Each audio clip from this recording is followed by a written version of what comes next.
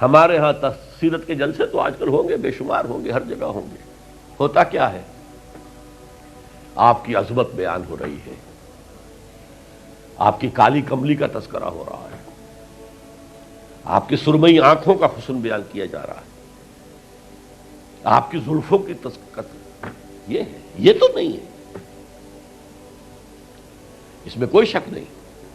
تمام انبیاء اور رسول کو جو کمالات عطا ہوئے، محمد کو وہ سب عطا ہوئے صلی اللہ علیہ وسلم. اس نے یوسف دم عیسیٰ ید بیضا داری آنچ خوبہ ہمد آرنگ تو تنہا داری. لیکن حضور فرماتے ہیں تمام نبیوں اور رسولوں نے جو تکالیف برداشت کی، میں نے وہ سب کی سب برداشت کی. یہ کوئی بیان کرتا ہے؟ کیسے بیان کرے؟ اس سے تو کچھ سبق ملتا ہے کہ کچھ تو تم بھی کرو بھائی. یہ کہاں عاشق رسول بنے پھر رہے ہو، کہاں عید میلاد النبی بنا رہے ہو، زمین و آسمان کے کلابے اللہ سے بھی اوپر کر رہے ہو راتوں کے اندر. یہ نہیں ہے محمد سے نسبت اور تعلق کا معاملہ. اب آپ دیکھیے، جو اب واقعاتی انداز میں تو جانے کا وقت ہے نہیں نا، لیکن ایک بات آپ کو بتا دوں، دشمنوں نے اقرار کیا ہے کہ تاریخ انسانی کا عظیم ترین انقلاب محمد نے برپا کیا صلی اللہ علیہ وسلم. M N Roy of India, member of communist international, اس نے 1920 میں تقریر کی لاہور میں بریڈلا ہال میں، دی ہسٹوریکل رول آف اسلام. وہ کتاب اب بھی انڈیا میں چھپتی ہے. اس نے کہا تاریخ انسانی کا عظیم ترین انقلاب محمد نے برپا کیا صلی اللہ علیہ وسلم. اور اس نے کہا یہ ندی فتوحات نہیں تھیں،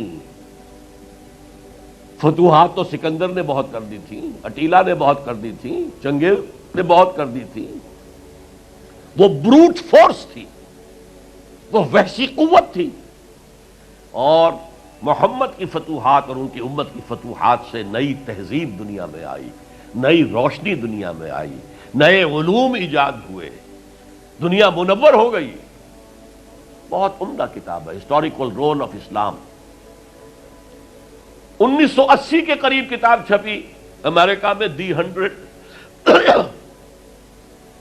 a selection and gradation of the 100 most influential personalities of human history. تاریخ انسانی کا دھارا بہتا ہے، ہم بھی اس میں بہ رہے ہیں، جدھر بہ رہا ہے ہم بھی بہ رہے ہیں. چلو تم ادھر کو ہواؤ جدھر کی. کچھ لوگ ایسے ہوتے ہیں کہ جو دھارے کا رخ بدلتے ہیں. بہنے والے تو سب ہیں، لیکن اس دھارے کے رخ کو بدلنے والا کوئی ہوتا ہے. تو ڈاکٹر مائیکل ہارٹ نے پہلے 100 آدمیوں کا انتخاب کر لیا جنہوں نے تاریخ کے دھارے کا رخ موڑا ہے. سلیکشن، پھر گریڈیشن. ان میں سب سے زیادہ جس نے موڑا ہے، جس سے سب سے زیادہ مؤثر ہوا، وہ کون؟ نمبر 1، پھر نمبر 2، پھر نمبر 3، 100 تک چلا گیا. نمبر 1 پر حضور کو لا رہا ہے. عیسائی ہے اور ابھی تک کوئی اطلاع نہیں ہے اس کے اسلام لے آنے کی. زندہ ہے، مینہٹن میں رہتا ہے. اس نے پھر اس کی وجہ بیان کی کہ naturally I own an explanation. Jesus کو جسے خدا مانتے ہیں اسے نمبر 3 پہ لے گیا، حضور کو نمبر 1 پر. اور جواب کیا دیتا ہے؟ ایکسپلینیشن کیا ہے؟ This is because he is the only person supremely successful in both the religious and secular fields. جتنے بڑے لوگ دنیا میں ہیں وہ یا ادھر اونچے ہیں تو ادھر کچھ نہیں، ادھر اونچے ہیں تو ادھر کچھ نہیں. بڑے حکمران، بڑے فاتح، اخلاقی اور دینی اور روحانی اعتبار سے 0 بلکہ مائنس. بڑے مذہب، اخلاقی تعلیمات، روحانی تعلیمات بہت اونچے، گوتم بدھ، حضرت مسیح، لیکن ریاست، حکومت، سیاست 0. ایک ہی شخص ہے، ایک شخص.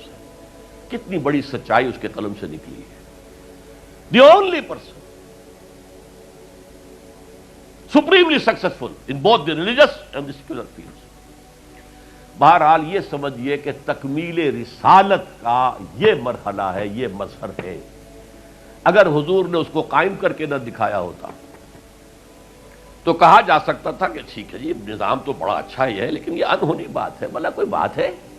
سید القوم خادمہم، قوم کا سردار خادم ہوتا ہے، شاعری ہے یہ، اچھا شعر کہہ دیا ہے۔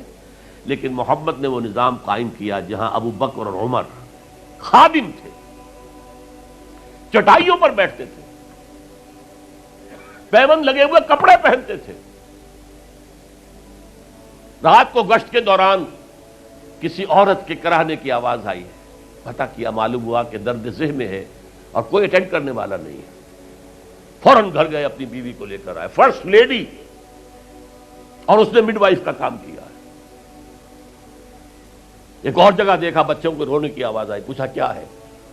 ماں نے کہا کہ میرے پاس کھانے کو کچھ نہیں ہے، بچے بھوک سے بلک رہے ہیں، اور میں نے یہ صرف ہانڈی چڑھا دی ہے چولہے کے اوپر کے دھوکہ دینے کے لیے کہ کچھ پکا رہی ہوں، تھوڑی دیر میں روتے دھوتے سو جائیں گے۔ کانپ گئے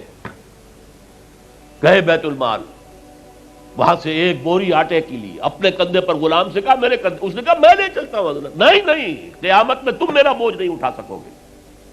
اپنے کندھے پر بوری لگ کر گئے ہیں، وہاں جا کر کھانا پکوایا ہے۔ یہ سید القوم خادم ہوں، کبھی دیکھی تھی دنیا نے یہ بات؟ قائم کر کے دکھایا، نوع انسانی پر حجت قائم کی ہے۔ مائیکل ہارٹ نمبر 1 پر لا رہا ہے، آپ غور کیجیے۔ ایچ جی ویلز کی بھی اب وقت نہیں ہے میرے پاس، میں نے وہاں تقریر کے اندر پوری واضح کی یہ بات، اس کی شہادت، حالانکہ وہ شاتم رسول ہے، حضور کو گالیاں دی ہیں اس نے، بالکل رشدی کی طرح، اور تسلیمہ نسرین جو ہے بنگلہ دیش کی اس کی طرح، لیکن ایک اعتبار سے گھٹنے ٹیک کر حضور کی مدح کرنے پر مجبور ہے۔ تو یہ اصل میں بات تکمیل رسالت ہے، پیش کر دینا، پہنچا دینا، وما علینا الا البلاغ، یہ بھی رسالت کا معاملہ ہے، یہ ابتدائی مرحلہ ہے۔ اس نظام کو قائم کر کے دکھانا، انقلاب برپا کرنا، اس کو چلا کر دکھانا، چاہے وہ 30 برس رہا، لیکن دنیا کا کوئی دوسرا نظام تو ایک دن بھی قائم نہیں ہوا۔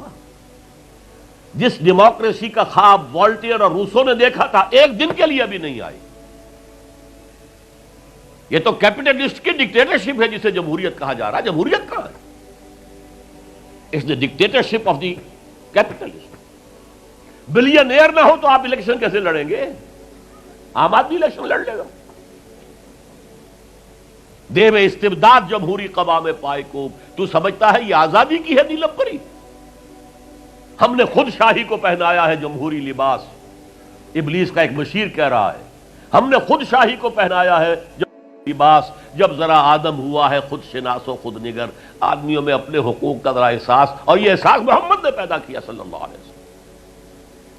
اس کے تحت انہوں نے کہا اچھا وہ انسانی حاکمیت ٹنوں کے حساب سے فرعون کے سر پہ رکھی ہوئی تھی، گندگی، اب ہم نے کیا کیا، وہ تولا تولا سب میں بانٹ دو، گندگی تو گندگی رہے گی، نجاست تو نجاست رہے گی۔ انسانی حاکمیت ایک شخص کی ہو، انسانی حاکمیت پوری قوم کی ہو، کفر ہے، شرک ہے۔ بہرحال تکمیل رسالت کا ایک پہلو یہ ہے، اس کی مثال میں آپ کو دے دوں، نام چونکہ پہلے بھی 2 مرتبہ لے چکا ہوں، سقراط کا شاگرد بھی اور شارح بھی، سقراط کی اپنی کوئی کتاب نہیں ہے، وہ معلم تھا بس، اس کا فلسفہ بیان کیا ہے افلاطون نے، اور پلیٹو نے کتاب لکھی دی ریپبلک۔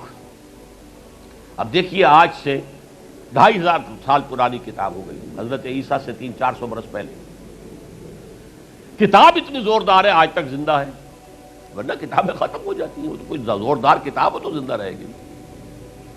نقشہ پیش کیا ایسے ہونا چاہیے، نظام حکومت ایسا ہونا چاہیے، فلاں ایسا ہونا چاہیے، فلاں ایسا ہونا چاہیے، لیکن وہ نظام ایک دن کے لیے بھی دنیا میں کہیں قائم نہیں ہوا،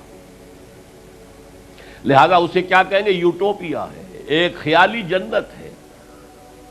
حضور نے بھی خیالی جنت پیش کر دی ہوتی، قائم کر کے نہ دکھاتے تو وہ حجت نہیں بن سکتی نوع انسانی پر۔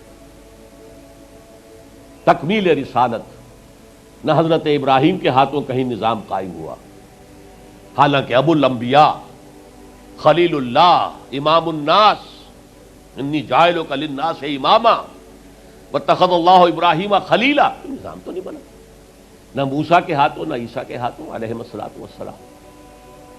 یہ صرف محمد الرسول اللہ صلی اللہ علیہ وسلم کا مقام ہے کہ آپ نے ایک عظیم انقلابی جد و جہد، میری کتاب لے کر پڑھ لیجئے اگر تقریریں نہ سنی ہو، تقریروں میں مختصر مفصل منہج انقلاب نبوی، اتنا عظیم کارنامہ، عظیم ترین انقلاب جو برپا کیا 23 برس کے اندر حضور نے، تو اس کے منہج کیا تھا، منہاج کیا تھا، طریقہ کار کیا تھا، اسے سمجھیے۔ منہج انقلاب نبوی میری کتاب ہے، 400 صفحے کی، سیرت کا انالیسس ہے، سیرت کا 6 steps of revolutionary process as deduced from the سیرہ of the prophet، اس کو فلسفہ سیرت کہیں گے ہم، تو پڑھیے اس کتاب۔